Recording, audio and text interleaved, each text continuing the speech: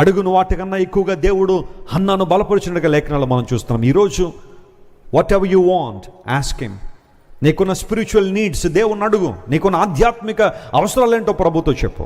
అయ్యా, నీ కొరకు బలంగా పని చేయాలనుకుంటున్నాను, ఎఫెక్టివ్గా నీ కొరకు జీవించాలని ఆశపడుతున్నాను, ప్రేమలో ఎదగాలని ఆశపడుతున్నాను, పరిశుద్ధతలో ఎదగాలని ఆశపడుతున్నాను, సాక్ష్య జీవితంలో ఎదగాలని ఆశపడుతున్నాను, పరిచర్య చేయడంలో ఎదగాలని ఆశపడుతున్నాను, నేను నా కుటుంబం నిత్యము ఆశీర్వాద కారకులుగా ఉండాలని ఆశపడుతున్నాను ప్రభువా, మా అవసరాలు తీర్చండి అని నీకున్న ఆధ్యాత్మిక అవసరాలు ఏంటో ప్రభుతో చెప్పు. నీకున్న ఎమోషనల్ నీడ్స్ ఏంటో ప్రభుతో చెప్పు. ప్రతి చిన్నదానికి కృంగిపోవడం, భయపడడం, భవిష్యత్ అంటే అపరిమితంగా భయాన్ని కలిగి కొన్నిసార్లు దేవుని ఆరాధించలేని పరిస్థితిలో ఆ ఎమోషనల్ ఇంబ్యాలెన్స్ నీలో ఉందా? అడుగు ప్రభువా, నా మానసిక స్థితిలో నాకు ధైర్యాన్ని దయచే ప్రభు అని ప్రార్థన చేయి.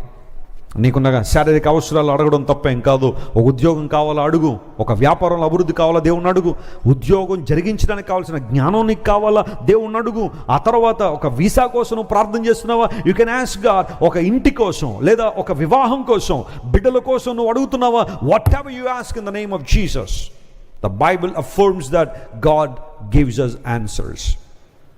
దేవుని నామం పేరట, యేసయ్య నామం పేరట మనం అడిగిన ప్రతి అవసరాన్ని దేవుడు ఏం చేస్తాడట? తీరుస్తాడు. ఇదే విశ్వాసం మనకుంది, ఇదే నమ్మిక మనకుంది. దేవుని కార్యాలు స్పష్టంగా జరుగుతాయి. Download share chat.